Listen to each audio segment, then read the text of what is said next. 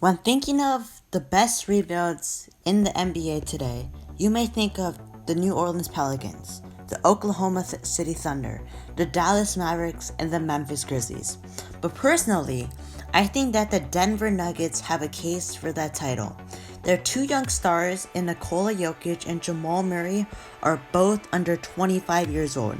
They have so many people with high potential, including Michael Porter Jr. and fan favorite Bol Bol.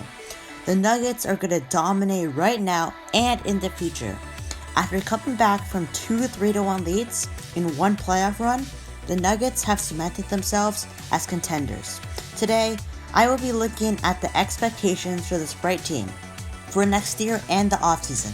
I've already done the Philadelphia 76ers, so I'll leave a link to that in the description. Now first, we have to look at how they got here. Since they are a small market, they must rely on the NBA draft, and boy have they done insanely well.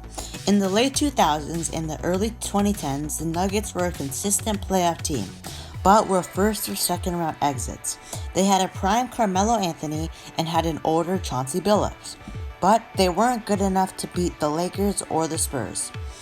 Then they traded Carmelo Anthony to New York and moved in a different direction. Their first move was in the 2014 NBA draft. They held the 11th and 41st picks. However, they traded the 11th pick, who would become Doug McDermott, to the Bulls for the 6th and 19th picks in the draft. These became Yusuf Nurkic and Gary Harris. They are key starters today.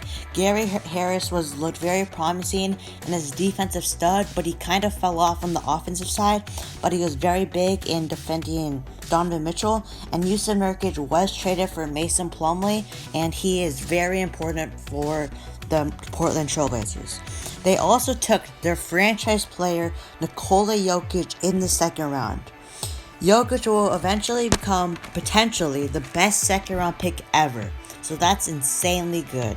He was from overseas and he was so fat, and they didn't know that this dude had so much potential. In 2016, they had the 7th pick via the Knicks, via the Carmelo Anthony deal, the 9th pick via the Blazers, and the 15th pick from Houston. They then selected Jamal Murray, Malik Beasley, and Juan Hernangomez. These all became very vital role players, mostly Murray, and the other two were solid contributors. Although they traded the rights of Donovan Mitchell in the 2017 draft, which was if they had Donovan Mitchell, that would have been scary, they still got one of the best backup point guards in the league in Monte Morris at the 51st pick. Just imagine if they had Mitchell. They would dominate on just for the now and the future. Then in 2018, they took the chance on Michael Porter Jr. They slightly missed the playoffs and had a bright young core. And adding Michael Porter Jr., who looked like a young star, would be so good. He had a gruesome back injury, and that scared a lot of NBA teams to pick him, although he had so much potential. And then in the 2019 NBA draft, they selected Bol Bol with the 44th pick in the NBA draft. They traded up for some second round picks. He had so much potential, like Michael Porter Jr., but he had some injuries. They made the playoffs the last 2 years and been in 4 Game 7s out of 5 series. They also had an awesome 2019-2020 season as they came back from 2 3-1 leads to the Jazz and the title favorite Clippers. But they were no match to the Lakers because they were so tired. So now, what are their expectations for this season? Well, we first have to know, is Bubble Murray consistent? I'm not sure. I think he will be a stud and maybe even all-star, but they definitely need to know that. But first, let's set some circumstances. I will be showing 2 ways that the Nuggets can go. They hold the 22nd pick in the draft via Houston, and their main free agents are Paul Millsap, Jeremy Grant, who has a player option, which he most likely will decline, and Mason Plumlee. I would try to re-sign Grant, as he is a very good player on both sides of the ball and stepped up very much in the playoffs. However, it's not necessary to bring back Millsap or Plumlee, but if you have the cap, then sure, why not? Now looking at option 1, is trading for a third star. This can either be Bradley Beal or Drew Holiday. This will put them over the top and let them compete against the Lakers, Clippers, and Warriors. Beal seems like he wants to stay in Washington, but they won't compete with the Celtics, Bucks, Raptors, and Nets. The Wizards won't. So, if Beal wants a better situation, the Nuggets can be that.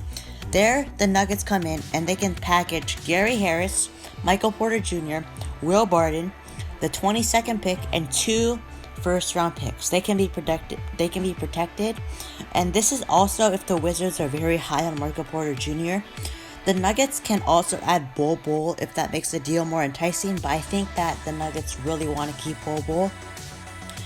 If to get a Drew Holiday deal, that would be much easier, and they would only have to give up Gary Harris and the 22nd pick in the draft. The Pelicans get a younger Walmart Drew Holiday and Gary Harris, who is basically, like I said, a Walmart Drew Holiday. No offense to him, but he was a good player before, but he kind of fell off. The Pelicans get so much younger, so that can fit in the timeline with Brandon Ingram, Lonzo Ball, and Zion Williamson. And this would allow the Nuggets to get a two-way stud. This will allow Jokic and Murray to still be the first 2 options, while the Bradley Beal deal will make Jokic the 3rd option, which he can do with his amazing playmaking and can give you a bucket anytime. He will still put up about 20 points, 11 rebounds, and 8 assists as a passing center. This deal will give them, like I said, a better chance against the Lakers, Clippers, and Warriors. They can probably win about 55 games with Drew Holiday or Bradley Beal, and potentially, if Jamal Murray keeps up his play, 60 games with Bradley Beal.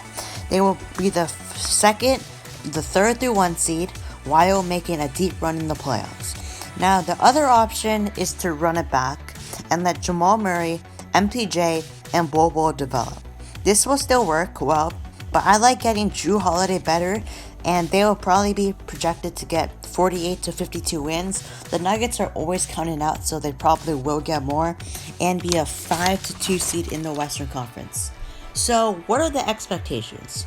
Well, they are projected to be like the 4th to 2nd seed. They can either trade for a star in Drew Holiday or Bradley Beal, or run it back and develop and create even more chemistry. Jokic is always a beast, and Murray, if he keeps up his bubble play, looks like a future star. But a 3rd star in a superstar-dominated league will help them out a lot. So yeah, that's going to be the video. I hope you all enjoyed. This was so fun to make. Remember to subscribe to the channel and like the video, and I'll see you all next time.